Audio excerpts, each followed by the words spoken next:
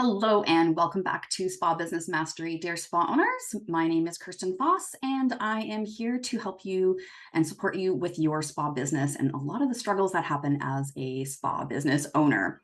Now, normally with our podcasts, we alternate between marketing with Delia, she's our in-house marketing expert, and then coaching with me. And so today I'm kind of putting a little bit of each of them together because I want to clear up some confusion. Now, the topic of this podcast is called Thinking of Adding a New Service or Product Line to Boost Your Spa Sales. I want you to listen to this first before you do that. Now, when you are looking at your sales, most spa owners, kind of feel the sense of panic when they kind of see some things either plateauing or tracking down. And normally you have your go-tos as far as your action steps of what you can do to try to get more bookings, to increase the sales of the clients that are coming in.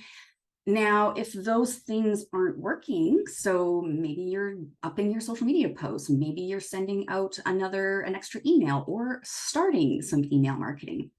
But if you've done a few of those action steps to try to correct the sales problem and it's not working, there is other places that need your attention first, and that's what this podcast is all about.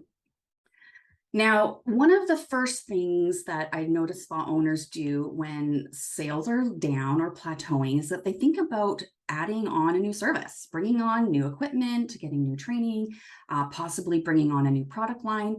And they do this because they think that perhaps maybe clients, they're not offering what consumers in their area want, and maybe they're going somewhere else for it. So yes, that does seem like it might be a great strategy of we'll get, if it's, say, if it's dermaplaning and you think that your clients want dermaplaning and that's going to be the answer to your sales issues because you can charge more money, blah, blah, blah. But that actually might not be true. Your clients might not really value that. And so what I want you to understand and to pick up from this podcast is that marketing may not be the issue, and bringing on new product lines and services may not be the solution for you. Now, here's the thing with bringing on new product lines, bringing on new equipment, new services, new training, it's very, very expensive. I know you know that. And I know you think that maybe by investing in those things, that perhaps it will kickstart some business for you. And I'm here to tell you that that's not necessarily going to fix it. So please, please, please do not rush into the decision of adding on a new service, taking new training, bringing a new product line before you look at some of these next things that I want to talk about. All right, so here's the thing about your spa business and why you're not hitting those sales and why you're struggling with sales and already in a bit of a panic. The issue is that there's probably dozens of places where things in your spa business or the client journey could possibly be broken or need polishing. And if you were to not fix those things in that particular place in the client journey and in your business, adding new services and products, throwing money at paid ads is not going to help you. It is not going to fix the real issue that's going on. It just distracts you is really what it's doing. And if we're not looking at those places in the client journey or in the back end of the spa business in terms of hiring, staffing, training, that kind of thing, if those places are not fixed first, you don't want to move on to marketing or buying new equipment or buying new product lines. You could simply just be using the wrong strategy in your guest experience in the actual business for client acquisition and retention. So here's the key thing. Those are the pieces that we need to go into your business, assess and look at first to figure out what's the problem.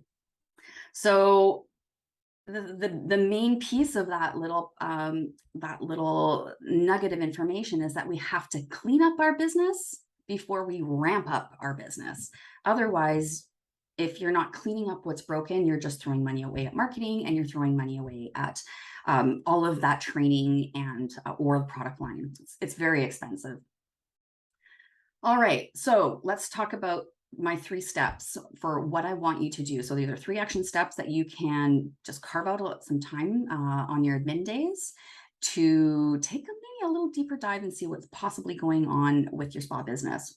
All right, the first step of this is to actually do a deep dive into investigating and assessing which parts of the client experience or even the back end of the business is broken.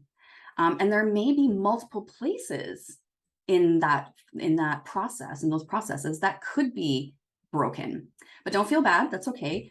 Once you have done that assessment and kind of see where things are broken, now you know. You may not know what to do to fix it, but now you know, ooh, okay, I can see where the problem is right now. All right, so once you know what's broken, you can make a plan to fix it. But I want to also manage your expectations. And that is, even when you do investigation and assessment into your business systems and your client systems, it's not going to be a fast fix. It's not going to be a fast turnaround. None of this is, okay? It took you a little while to get into this situation. It's just going to take you a little bit time to wind yourself back out. All right. Once you've identified the issues, it's time to re-strategize each part of those pieces of the system, okay, separately and intentionally. And what I mean by intentionally is that you are responsive rather than reactive, okay? When we're reactive, whether it's in our business or personal life, stuff never goes well, right? So we want to make sure we take some time to not only investigate, but to be responsive rather than that panic. I'm like, oh my God, and quite possibly make some poor decisions when we're in that reactive mode. I would also recommend that you do this, go through this process with your spa manager, or if you have a coach or a mentor, this is definitely something that you want to do with them.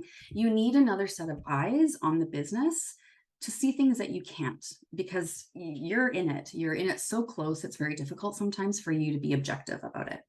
So ideally, you want to do this with somebody. You may even want to maybe block some time out with an SD bestie that you have. And even if you live in 2 different places, get on Zoom and kind of work on your businesses together. Take turns looking at each other's business and coming up with some strategies, okay? Now, finally, once you have re-strategized, it's time to put those strategies into action steps. And what I want you to do is not just kind of have a list, a to-do list going. You need to be, again, more intentional about this so that it gets done, it gets completed. We all know we have stuff on our to-do list that, yeah, we forget about them. And, next thing you know, things are still the same. So I do recommend that as a spa owner, especially if you have a team, that you use project management software, something like Asana or Monday or ClickUp. Essentially, your business is a big project and you already know you have multiple balls that you're juggling. So use a project management software to make this easier for you. Now, what I love about project management software, my team uses Asana. We would be lost without it. The thing about using this kind of software is that it allows you to assign tasks to somebody. So if a spa manager or maybe a lead SD or a lead reception, you want to assign dates, then things are due. And yeah, so that is the big piece, is having something that your team can look at. I mean, your management team, your leadership team, that you can look at online and be able to manage kind of where you are in the project and what needs to be done. Okay, so the last step is turning those plans into action steps. And like I said, I definitely recommend using project management software. All right, dear spa owner, none of this is a quick fix. I'm so sorry. It's just the reality of it. But spending more money on new product lines or products or treatments or training isn't the first place that I would recommend that you put your efforts and your investments. You really need to figure out where things are broken in your business, because that's the only time you can start figuring out how to fix them for good. Once you've got your systems kind of ironed out, then you can really hit the jets with your marketing, because you know that your team is it's super smooth. They know what they're doing. They know their product knowledge. They know the sales processes that you want them to go through. They're selling retail. They're pre-booking their next appointments. They're getting referrals. Those are the things that we want to see with your team all the time. And so by creating these systems, then you can hit the jets with the marketing so that it's actually working in terms of the guest experience, and they're coming back much easier than they have been right now. Okay, that's it for today's Spa Business Mastery podcast. Please join us in a few weeks where I'll be with Delia. We'll be talking about spa marketing. And if you're listening to this and feeling overwhelmed, please reach out to me. I'm happy to give you some direction in terms of what it would be like to work with me on these issues, or for you to do them on your own. I've got tons and tons of podcasts and tons of blog posts on my website. There's a lot of free information. If you want to go digging for it, it's there. But if you don't want to go digging for it and you really just want a customized approach to your spa business to get all these things ironed out, then please reach out to me. You can go to my website, KirstenFoss.com, or you can email me at Kirsten@KirstenFoss.com. All right, we'll see you in a few weeks with Delia.